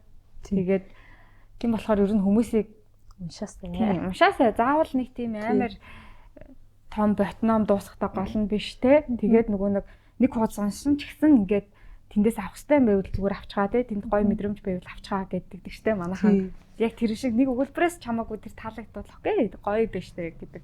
Тийм гоё бас нэг талаас айгу хөнгөн хүлээж аваад те. Эхлүүл бас зүгээр байх гэж бодож байна. Тэгээд бас нөгөө саяны унших бичих гэдэг нөгөө бичих гэдэг дээр одоо бид нар нөгөө нэг стратеги хичээлхүйгээд бас нэг хичээл суудаг байхгүй юу? Тэрэн дээр нөгөө нэг юм бодол гээд подкаст ингээд сонсч ирсэн чинь тэр яг түрүүн бас та ярьжсэн шүү дээ нөгөө нэг юм амар их юм мэдээлэл аваад уншаад ангууд ингээд толгойд ингээд сүулдэ ингээд хайлна. Тэгээд тэр маань ингээд тогтож үлдэхгүйгээд тэнгуут яг тэр подкастн дээр бас яг тэгж байгаа хгүй ингээд хүмүүс ингээд амар их мэдээлэл аваад уншаад тэр юунуудаа ингээд бичиж гаргаж явах хэвээр. Тэгээд тэр нь ингээд тогтож үлддэг. Тэгэх юм бол ингээд тэр нөгөө саваа ингээд хоосолцоод дараагийн мэдээлэл авахыг ингээд хүлээнэ гээд ингээд тэр хүн ингээд буцаад ингээд яг юм мэдээлэлээр юм өлөн болно гэдэг ч юм уу нэг тиймэрхүү агуулга ерөнхийдөө гардаг. Яг тэрэн шиг нөгөө нэг уншсан бол ямар нэгэн байдлаар тэмдэглэл хөтэлдэг байх юм бол өөртөө илүү их үлдэх ёстой байна гэдгийг бол саяны ингээд яриануудаас ингээд амар сайн хүлээж авч байгаа л та. За тэмдэглэх ёстой байна гэдэг бол тий. Эргээд тэр тэмдэглэлээ магадгүй жилийн дараа ч юм уу 2 жилийн дараа өөрөө эргээд уншвал бас ямар бодолд хүрэх болоо гэдэг нь өөрөө бас айгүй сонирхолтой хэсэг байна тий. Тэг бичнэ гэдэг өөрөө бас амар хэцүү шүү дээ. Тэгтээ нөгөө бичээл ах юм бол сайжирдаг. Би одоо жишээлбэл хуучин нэг юм кино продюсинг газарт ажилладаг байсан байхгүй. Тэгэнгუთ тэр үед ингээд кино үзчихэд ингээд манай ажлын ах ревю бичдэг байсан. Тэгээ яг наваа кино үзэл дууссан гот. За ямар байна гэж надаас амар асуу. Тэгэнгуთ наад ингээд хэлэхгүй болдог. Шал тэнэг кино байна гэж тэгдэг. Тэгэнгуთ наа шал тэнэг гэдэг ингээд дэлгэрүүл гээд. Тэгээд тэрнээс бодлоод би бас яг тэр компанид ажилладаг байхдаа амар кино үзээд төрсөн сэтгэлээ ингээд бичдэг болоод анх зүгээр шал тэнэг гэдэг үг байсан бол сүүлдээ тэр нь ингээд ийм урт урт ийм одоо юу гэдэг пост блогууд болдог ч юм уу тийм болцсон байсан. Тийм болохоор ингээд хүн өөр төрж байгаа сэтгэл болоо одоо ийм ном уншсан юмнуудаа аягүй сайн бичих дадал нь өөрт нь бас эргээд янз бүрийн одоо нэг юм зөв зуршилт гэдэг юм уу одоо тийм юмаа илүү цэгцтэй ойлгуулах тийм хэрэгсэл болж өнгөтэй юм шиг байгаа юм тий. Тийм. Ер нь унших, бичих аль алин дээр нь миний хувьд ингэж боддیں۔ Одоо жишээлх юм бол ер нь нэг юм уншиж амждгүй ч юм уу яг тийм уншдаг дадалтай болоогүй хүмүүс бас зөндөл байдаг. Тий. Тэгсэн хэрнээ одоо айгүй ухаантай ч юм уу тий сэргэлэн ерөнхийдөө потенциалтай хэрнээсээ яг тийм дадал суугаагүй хүмүүс бас нэлээд харагддаг. Тэр ялангуяа надад бас жоохон харамсалтай санагддаг. Яг нэг тийм жоохон одоо уншдаг ч юм уу дадалтай эсвэл бичдэг ч юм уу дадалтай болчих юм бол тэр хүний потенциал бүр ингээд хөөх гээд байгаа байхгүй тий. Тэгээд миний хувьд бол яг тэр нэг эхлэлийн одоо нэг яг тийм дадал суух тэр зүйл одоо шат хамгийн чухал маш чухал гэж боддог байхгүй. Ерөөсөө юм уншдаг хүн бол нэг яаж игээд л нэг жоохон мэдгүй сартаа нэг ном ч юм уу тий хагас ном ч юм уу уншдаг болох нэг багаар л эхлэн шүү дээ тий. Тэр үе шатыг л ер нь хүн ингэж одоо өөртөө гэдэг юм уу эсвэл одоо дүүнэртээ хүүхдтэй суулгах нэг чухал юм шиг байна. Уг нь бол энэ бичиг үсгтэй юмыг уншиж чаддаг бид нар бүгд л 10 жил сураад суулгаж байгаа шүү дээ. Тэгэл бичэнтэй хүсвүсээгөө хүний чаддаг зүйл байхгүй юу? Тэгэл хүн ингээ хөгжүүлэхгүйгээр цааш нь орчиж байгаа байхгүй тий. Тэг яг үүндээ сая өөрөө чи хэлдэг шиг би бичдэггүй би одоо ерөөсөө юм бич чаддаггүй гэдэг хүмүүс яг үүндээ чаддаг хүмүүс байгаа. Зүгээр л нэг тийм эвээ олоогүй ч юм уу тэр дадал нь жоох услага баахгүй болсон болохоор тийм ерөөсөө услаагүй орхисон болохоор магадгүй сургуулаасаа хойш ерөөсөө услаагүй орхисон болохоор эвээ л болохгүй орж чадахгүй л байгаа байхгүй тий. Тэг яг л нэг тийм орхол тэр нэг эхлүүлэх л айгүй чухал байгаа байхгүй. Тэгэхээр хүн болгон бол тэрийг олчих юм бол сайн уншигч болж чадна. Бас бичиж чадна. Яг хуу бүр ингээ сайн бичээж болохгүй бол бас нэлээ цаг хугацаа тий хэрэгтэй зүйл бах. Унших тухайд бол хайрцангуй сайн уншигч болж чадна гэж бодож байна ихэнх хүн. Дахиж ийм товчлолтынхаа 2 дугаар бүтгийг ер нь бол гаргах уу? Одоо яг ажиллаж байгаа сүүлийн ном, орчуулж байгаа ном ч юм уу тэр талаар бол тий товчлуудаа ер нь үргэлжлүүлж бичнэ яг нөгөө цагаам шоудан те ньюслетерээ бол ойрын үед жоохон нөгөө янз янзаар ажлуудтай байгаа болохоор явуулж чадахгүй байгаа. Гэхдээ ер нь бол үргэлжлүүлээд бичнэ. Дараагийн битүүд гарч магадгүй эсвэл зүгээр энийг товчлууд гэдгээ баяжуулаад шинээр гарсан одоо сайн нийтлэл эссенүүдээ нэмээд энийгээ баяжуулаад явж магадгүй. Яг энэ тухайд нөгөө одоо энэ манахаас бас аривсаас гаргасан энэ нэг мундаг ном бидэг. Хэрхэн амьдрах вэ буюу Монтений намтар. Энэ бас миний хамгийн хайртай номуудын нэг. Тэгээд Монтен болохоор амьдралынхаа туршид 20 жилийн туршид нэг 107 эссе бичсэн байт юм билээ. Тэгээд 3 ном болж гарсан, 3 бүтээлж гарсан. Тэгэл энэ номон дээр бас гардыг энэ Монтений намтарт нөгөө яг түрүү бид хэдий ярьсан шиг те бичсэн эссенүүдээ ингээл амьдралынхаа турш засаал, сайжруулаад те юм нэмээл хөр ингээ явж исэн. Тэгээд тиймэрхүү арга барилаар бичиж болно. Эсвэл ерөөсөө засахгүйгээр шал өөр эсэ болгоо тэрийг хөгжүүлээч тийм үү. Өөр ботном болгоод явж болно. Янз янзын л одоо арга хэлбэрээр явж болно. Одоо жишээлх юм бол ингээд зарим нэг бичсэн нийтлэл те хэсэг хугацааны дараа өөр одоо ном уншсны дараа ч юм уу илүү хөгжүүлж болмоор санагдаж штэ. Энэ санааг дэлгэрүүлээд оруулчихвал энд зүгээр юм байна. Эсвэл энэ санаа ер нь жоохон дэмий санаа оруулсан юм байна да гэдэг ч юм уу те. Тиймэрхүү юм яг төрдөг байхгүй хүнд. Тэгэхээр тэр үед одоо би энэ эсээгээ засах уу? Сайжруулах уу? Эсвэл ингээд энэ чигт нь орхиод шинэ хөлбөр гаргах уу гэж байгаа байхгүй. Энэ дэр жишээлх юм бол би одоо за яад юм блэ гэд бас бодохгүй гардаг. Тэрийг одоо бүрэн шийдээгүй л байна. Гэх жишээний бас сонирхолтой юмнууд байгаа. Тэгээд нийтлүүдээр л мэдээж үргэлжлүүлээд бичин. Аривс дээр хийгдэж байгаа сүүлийн үед хийгдэж байгаа ямар номын төсөл прожект байна вэ гэх юм бол энэ Айлерси энэ номыг гаргана, орчуулж энэ жил гаргана. Энэ Оливер Беркман гэдэг одоо Английн сэтгүүлч бичээч хүн 4700 хоног гэж сонсч ирсэн үү? Энэ ном Монгол орчуулгаж гарсан. Бас хэдэн жилийн өмнө гараад нэлээд алдарсан ном. Тэгээд тэрнийхээ дараа энэ номыг гаргасан. Энэ болохоор яг товчхон сэдвийг нь ярихад ерөөхдөө одоо орчин үед ингээд түрүү миний ярьсанчлан хүмүүс маш завгүй болоод байна тий. Цаг хугацаа болно л хязгаарлагдмал болоод байна. Ийм үед хүн одоо яаж юмнуудыг амжуулж тэ өөрийнхөө сэтгэл зүйтэй ажиллах юм бэ гэдэг талаар бичсэн. Өөрөөр хэлэх юм бол одоо ингээд юу гэх юм чи одоо амжуулах хэвээр ингэж хийх ингэж юм одоо ажил те ажлуудаа ингэж амжуулах хэрэгтэй гэж бас хувийн хөгжлийн номнод зөндөө байдаг шүү дээ. Хүнийг одоо аягүй их араас нь түлхсэн чи одоо тийх хэвээр ингэ хэвээр гэж те. Одоо тэр чинь англиар одоо hustle culture энэ гэж бас яриад байгаа. Hustle хийн гээл те. Хүн ингээл хэвээр бүх юмыг амжуулах хэвээр гүөх хэвээр. Тэрний яг ингэ эсрэг зүйлийг бичдэг юм баггүй юу. Хүн одоо ингээд хизээч одоо юмыг контролдож чадахгүй, өөрийгөө болон цаг хугацааг контролдож чадахгүй тий. Тэгэхээр хүн ингээд өөрийгөө хүлээн зөвшөөрөөд бас цаг хугацаа хязгаарлагдмал гэдгийг хүлээн зөвшөөрөөд хамгийн гол нь юмыг одоо төгс биш хийх хэрэгтэй. Хүн одоо төгс биш байх хэрэгтэй, imperfect бай гэдэг байгаа байхгүй тий. Тэгээд яг тийм сэдвээр бичдэг ном. Тэгээд надад яагаад энэ хүн маш таалагдсан бэ гэхээр миний одоо зан характертай амар тохирдог байхгүй. Одоо би ч одоо ингээд өөрийгөө аюух гол нь тий. Энийг хийж чадсангүй, тэгж чадсангүй, энийг амжуулсангүй тий. Тэгэл ер нь одоо юу гэх юм. Заримдаа англиар юу гэдэг perfectionist гэж яриад байдаг. Би жоохон нэг тийм тал юмуд байгаад байдаг байхгүй яг ажил дээр. Тэрнээсээ болоод хүн аюух хойш нь суудаг. Хойш суугаад залхуур нь юмыг аюух хойшлуулна. Стресс нь тий. Тэрнээс болоод сөрөгтлөд аюух учирдаг. Тэгээ би өөрөө яг ийм аюух юм асуудалтай хүн учраас яг миний надад зориулаад бүр бичсэн юм санагдаад байна. Тэгэхээр над шиг бас ийм ойролцоо хүмүүс ч гэсэн зөндөө байдаг бахал гэж бодож байна. Манай дээр бас л нийтх юм байна. Манай дээр ер нь бас нэг юм содон юм ингээ мишн гэдэг юм хамгийн их яригддаг тий.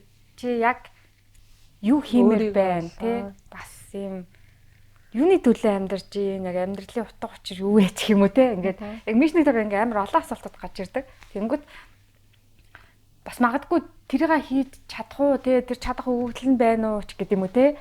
Тэгээд үнэхээр сонирхолтой зүйл өөрийгөө хүчлээд яах вэ ч гэдэг юм уу тиймэрхүү асуудлууд ингээл байнга яригддаг байхгүй. Тэгэхээр бас манайхны бас нэлээд сонирхох ном юм шиг тий энэ санагдаж байна. Ер нь яг цаг үеийн одоо гарахад яг зөв цаг үе гэж хараад байгаа. Тий энэ өөрөө аюу мундаг бичээч ер нь тий ер нь бол нөхрийг бол асар ихэр шүтцэн л явж байгаа. Тэгээд бичсэн зүйлсийн санаануудыг нь одоо бас гаргаж те бас хүмүүс хурдан уншуулахыг хүсэж байгаа. Бас аюу хүмүүс хэрэг болж амьдралд нь одоо юу гэх юм тодорхой хэмжээгээр өөрчлөх нөлөөлөх юмнуудыг өөрчлөлтүүдийг хийх ном л гэж би итгэж байгаа. Тэгээ бас энэ манай нэг гаргасан юм 3 цоврал ном байдгийн. Яг Boston Klein гэдэг одоо бичээчийн бүтээл сэтгэлгээний тухай бичсэн. юм номнууд байдаг. Энэ номнууд маань бас манай хамгийн эрэлттэй сайн борлогддог, сайн үнэлэгддэг номуудын нэг. Тэгээд энэ Austin Kleon-ы бас шинэ ном нь гарч байгаа. Ердөө өчигдөр Америкт нээлттэй хийсэн байлээ. Тэгээд тэр номын бас эрхийг авсан байгаа. Тухус гаргамжаа. Гоё уншихад хялбар. Нэг цаг л уншд юм да. Тэгээд айгүй гоё вижюал ихтэй өөрөө нөгөө зурдаг тийм артист юм болохоор. Тэгээд энэ номоо бас гаргах ажилтай байна. За. Ер нь бол номын ажил өрнөн байна. Тийм байна. Баялаг байгаа байна. За тэгээд гурлаа дуусах уу? Тэгээд За тэгээд баярлалаа. Баярлаа. Хүрэлцэн ирж те бидний энэ жижигхэн подкастыг хүндлээд хүрч ирсэнд үнэхээр их баяртай. За баярлалаа. Сайхан номын талаар сайхан ярилцлаа тий. Тийм. Тэгээд сонирхолтой байлаа. Тэгээд үзэж байгаа хүмүүстээ бас юм нөгөө гоё асуулт асууж чадаагүй бол бас уучлаарай. Анх удаа гин бас бидрээ зүгээрээ. Миний цахим шоолнд бүртгүүлээрээ. И доор биччихье. Сошиал дээр дагаарай. Тэгээд гоё санаануудыг олж аваарай. Тэгээд ер нь ажлынхандаа хандалж хэлэхэд гоё ингээ бүтээлч байгаарай тий. Тэгээд бид нар ч гэсэн айгүй төгс биш. Тэгээд одоо подкаст явууч гэсэн ингээ сайн дурын ажил хийсэн тий. Тэгээд бид нар зүгээр л юм бүтээлч байх гад хичээж байгаа. Уншиг гээд бас бусдаагаа уриалж байгаа. Тэгээд тийм болохоор уншаарай, бүтээлч байгаарай, гоё мэдрэмжтэй байгаарай л гэж өөрсдөө услаарай тий. Услаад үг. За ингээд дуусгая да тий. За баярлалаа.